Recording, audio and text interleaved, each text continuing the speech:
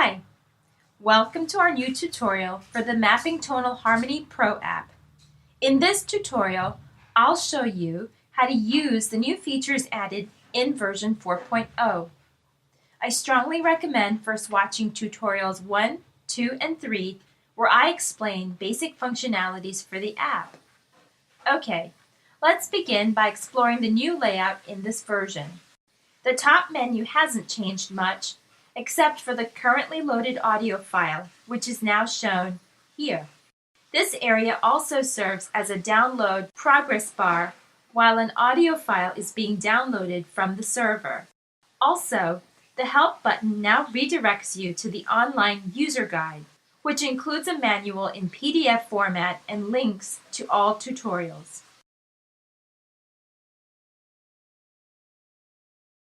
The chord info panel is now displayed horizontally. Let's tap on the C minor, which is the 1 minor chord. The function is now notated in standard classical function notation, which in this case is a lowercase Roman numeral 1, while the jazz functional notation still shows the chord as a 1 minor using the lowercase letter m. As you can see, the Levels menu and keyboard panel are now hidden. You can access them by tapping on these tabs on the left of the screen. This allows the map to make use of the entire screen. I will open the Levels menu. The 7 map levels are still here. You may now switch between 2 different map skins by tapping on this checkbox labeled Da Vinci, which is the current skin. Let's switch to the alternative skin. Now, this skin has very clearly defined tap areas and uses color to indicate function properties. Yellow for tonic, brown for subdominant, and blue for dominant functions. Probably a better choice for beginners. Let me switch back to the Da Vinci skin. Okay, let's examine the rest of this menu. The main and alternative cadences are still here as well. The sliders have been changed to a more user-friendly control. You can just slide these knobs by swiping your fingers to change the cadence's transparency, or tap on the plus and minus signs. The Detect Bass Lines checkbox is one of the new cool features in this version, and it enables or disables the bass movement detector. Let's see what this does. Let me first tap anywhere outside this menu to hide it. As you can see, the bass movement detector is now visible, which means it is listening for essential bass lines in real time. I will try G7 to C, which is 5/7 to 1 major in the key of C. As you can see, the P5 arrow has lit up. The bass movement detector is telling us that in the last harmonic progression, the bass has moved down a perfect fifth. Now, pay attention to this counter, which is now 1. I will play an F chord, which is the 4. The P5 arrow is still on, and the counter has increased to 2. The bass movement detector output now reflects the 2 consecutive perfect fifths motion on the bass. G7 to C major to F major. Let's try going back to G7 next. P5 has been turned off, and the stepwise up is now on. The counter has also been set to 1. The bass movement detector is an extremely useful tool when viewing longer progressions or listening to audio tracks, since it shows how crucial bass lines are in well-constructed harmonic progressions.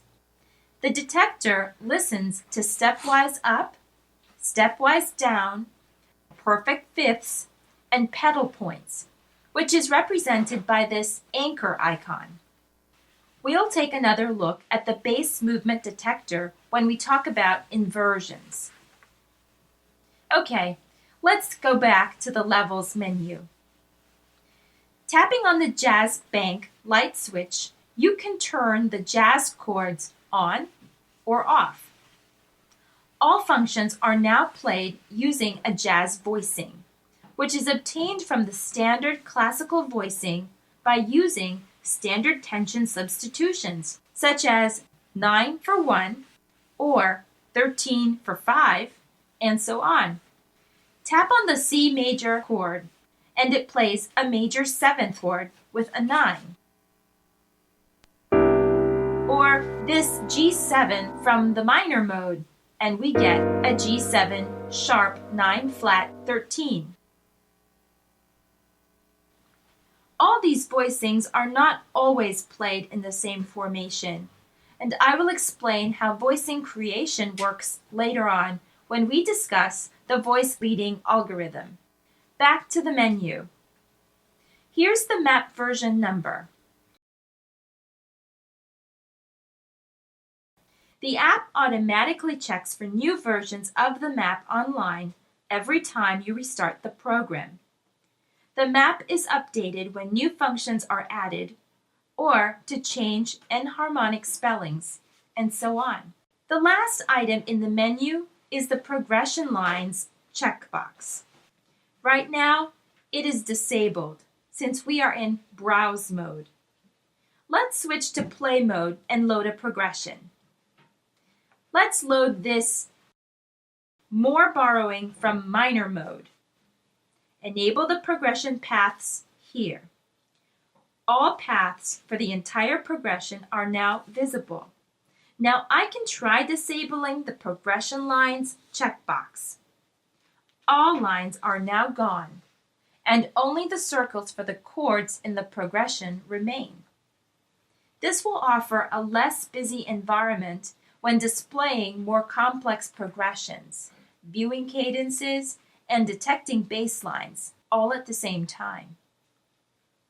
Okay, let's now examine the new features found in the lower area of the map, here.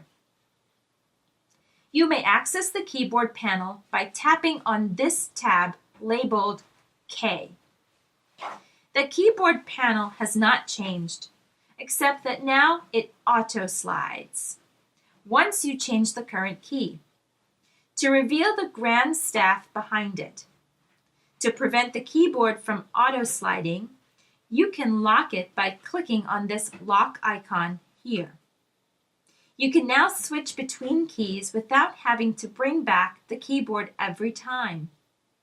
You may also hide the keyboard, even when locked, by tapping on the Key tab.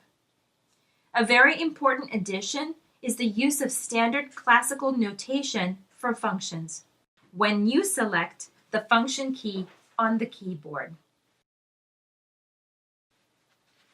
Lowercase Roman numeral for minor chords, the half diminished 7th, the 6, 4 chords, and so on. The inversions panel is used to display and choose the inversion for the current and next function. We will take a close look at inversions in our next tutorial. The grand staff, here, notates the last 2 chords you've played. The chord voicings are built using a voice leading algorithm in a SSATB setting. I'm going to play a 1, 4, 5, 7, 1 progression. Listen while paying attention at the voicings played.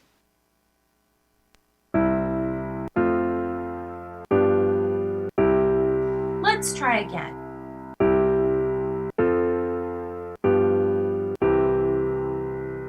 One more time.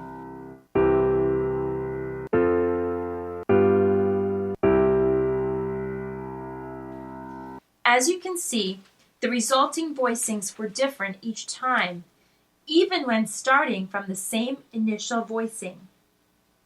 Now, if you want to choose a different starting voicing, you may do so by tapping on the Voicings browser right here. Let's try it.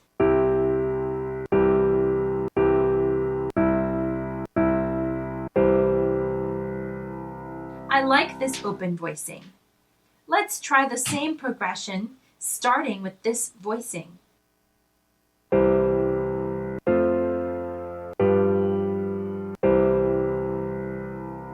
Yet another set of resulting voicings.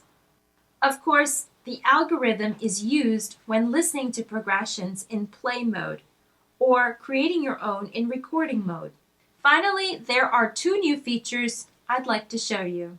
This exclamation mark here is a panic button that will stop and reset the sound to its original settings. The other feature is the 3D panning for every function on the map.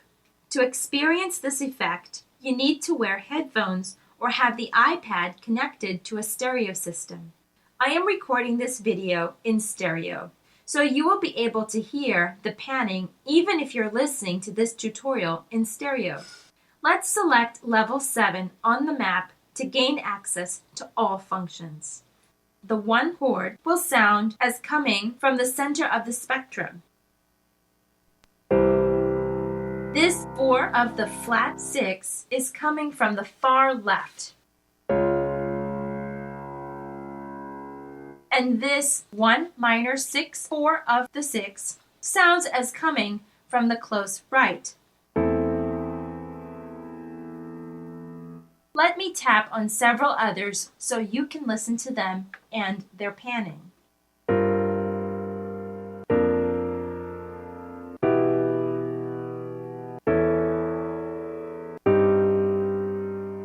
This is a very nice feature since it allows the user to create a better association or link between a function and its location on the map. That's all for this tutorial. Please check our next tutorial on inversions, voicings, and voice leading. Thanks for watching.